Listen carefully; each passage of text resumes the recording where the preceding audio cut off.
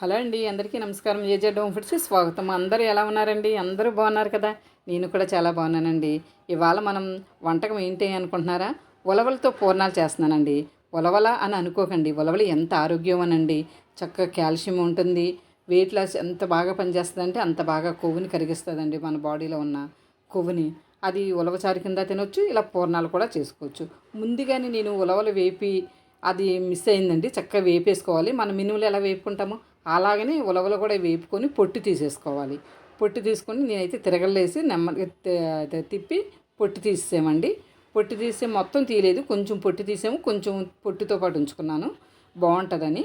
దానికి సరిపడగా బెల్లం ఇప్పుడు మీకు చూపించాను కదా, ఏ గ్లాస్ అయితే పప్పు వేసుకున్నామో అదే గ్లాస్తో బెల్లం కూడా వేసుకుంటే కరెక్ట్గా తీపి సరిపోతుంది. ఇలాగా కొంచెం పప్పు వేసుకొని, ఒక గ్లాస్ పప్పు వేసాను కదా, నీళ్ళు పోసి శుభ్రంగా కడిగేసానండి. మళ్ళీ గ్లాసున్నర నీళ్ళు పోసి స్టవ్ మీద పెడుతున్నాను. స్టవ్ వెలిగించుకొని పప్పు స్టవ్ మీద పెట్టి మెత్తగా ఉడికించుకోవాలి. ఉలవలు కదండి, కొంచెం మెత్తగా ఉడికితే బాగుంటుంది.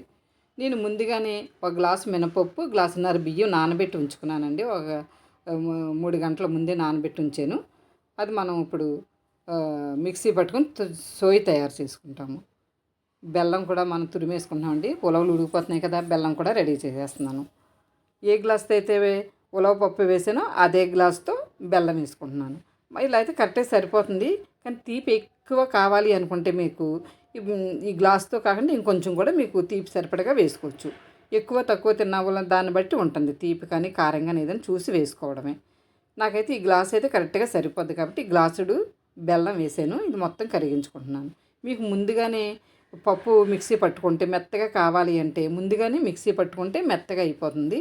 నాకు అంత మెత్తగా అవ్వడం ఇష్టం ఉండదు కాబట్టి నేనేం చేశానంటే ఉలవలు ఉడికిన తర్వాత బెల్లం, యాలకి పొడి కూడా వేసుకొని ఇది చల్లారాక మిక్సీ పడతాను. నాకు చిన్న చిన్న పలుకుల కింద ఉంటే ఈ ఉలవలు మధ్య మధ్యలో తినేటప్పుడు చాలా రుచిగా వస్తుందండి. మరి మెత్తగా అయితే కొద్దిమంది మెత్తగా ఇష్టమైతే అలా చేసుకోండి. పప్పు ఉడకగానే చల్లార్చుకొని మిక్సీ పట్టుకోండి, తర్వాత బెల్లం వేసి ఇలా తయారు చేసుకోండి. కానీ నేనేం చేశాను, మెత్తగా అయిపోతే నాకు అంత నచ్చదు కాబట్టి నేను ఉలవలు ఉడికిన తర్వాత బెల్లం వేసుకొని చల్లార్చుకొని ఇప్పుడు మిక్సీ పట్టుకుంటున్నాను. ఇలా అయితే సన్నగా రవ్వలాగా తినేటప్పుడు చిన్న చిన్న పలుకులు, ఉలవల పలుకులు తగులుతూ ఉంటే ఒక రకమైన టేస్ట్ చాలా బాగుంటుంది. అలాగే మీకు ఇలా ఇష్టమైతే ఇలా చేసుకోండి, మీకు మెత్తగా కావాలంటే అలా తయారు చేసుకోండి. ఇలాగ మొత్తం మిక్సీ పట్టుకున్నదంతా ప్లేట్లో వేసుకొని మనకు చేతికి ఆయిల్ అన్నా రాసుకోవచ్చు. నేనైతే నెయ్యి రాసుకుంటున్నానండి. నెయ్యి రాసుకొని మనకు సరిపడగా సైజు మీడియం సైజుగా చిన్న చిన్న ఉండలు తయారు చేసుకొని ప్లేట్లో పెట్టుకోవాలి. నేను ఈ సైజు తయారు చేసుకున్నాను. మీకు కావాలని కొద్దిగా పెద్దవి చేసుకోవచ్చు, కొద్దిగా చిన్నగా కూడా చేసుకోవచ్చు. ఈ ఉలవలు ఆరోగ్యం కాబట్టి చాలామంది ఉలవచారే అనుకుంటాం. ఉలవచారుతోటే కాదండి, చక్కగా ఉలవల పూర్ణాలు చేసుకోవచ్చు, ఉలవలతో కారప్పొడి చేసుకోవచ్చు. కారప్పొడి కూడా రైస్లో తినేటప్పుడు చాలా రుచిగా ఉంటుందండి. రోజుకు ఒక స్పూన్ అలా వేసుకున్నాం అనుకోండి, చాలా మంచిది మనకి. లావుగా ఉన్న వాళ్ళకి కొవ్వు బాగా కరిగిస్తుందంటండి.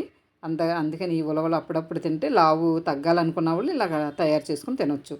కారప్పొడి చేసుకోవచ్చు, ఉలవల పూర్ణాలు చేసుకోవచ్చు, ఉలవల చారు చేసుకోవచ్చు.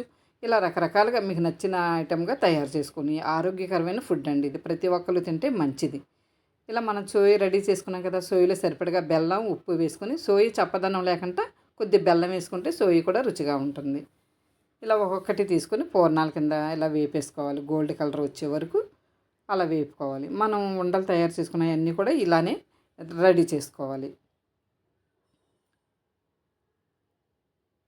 ఆరోగ్యకరమైన ఆయుర్వేదానికి సంబంధించిన ఫుడ్ అండి ఇదంతా. ఉలవ చారు, ఉలవ కట్టు అంటారు. ఇలా ఉలవల పూర్ణాలు, కారప్పొడి, ఇలా రకరకాలుగా మనకు నచ్చిన విధంగా తయారు చేసుకొని తింటూ ఉంటే ఒక్కొక్క దాంట్లో కొన్ని కొన్ని ఔషధాలు ఉంటాయండి. అదే మనకి మందులు వాడకుండా ఎంతో ఆరోగ్యాన్ని ఉంచుతుంది. ఇంతేనండి, ఇలా రెడీ చేసుకొని తినండి.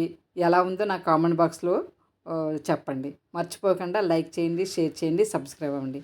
చూడండి, ఇప్పుడు ఉలవలో పూర్ణాలు నేను తింటాకి రెడీగా ఉన్నాము. కొంచెం వేడిగా ఉన్నదండి. నెయ్యి వేస్తున్నాను. మనం ఇందాక అందులో సోయిలో వేసుకోలేదు కదా నెయ్యి, ఇప్పుడు ఇందులో వేసుకొని తిన్నారు అంటే తినేటప్పుడు చాలా రుచిగా ఉంటుంది. నెయ్యి ఒలిగిపోద్దని నెమ్మదిగా తుంచుతున్నానండి. లైట్ వేడిగా కూడా ఉంది. చూసారా మధ్యలో ఎంత చక్కగా ఉందో ఉలవల పూర్ణాలు. ఇలా మీరు కూడా తప్పనిసరిగా ట్రై చేయండి. ఎలా ఉందో నాకు కామెంట్ బాక్స్లో తెలపండి. మర్చిపోకండి. లైక్ చేయండి, షేర్ చేయండి, సబ్స్క్రైబ్ అవ్వండి.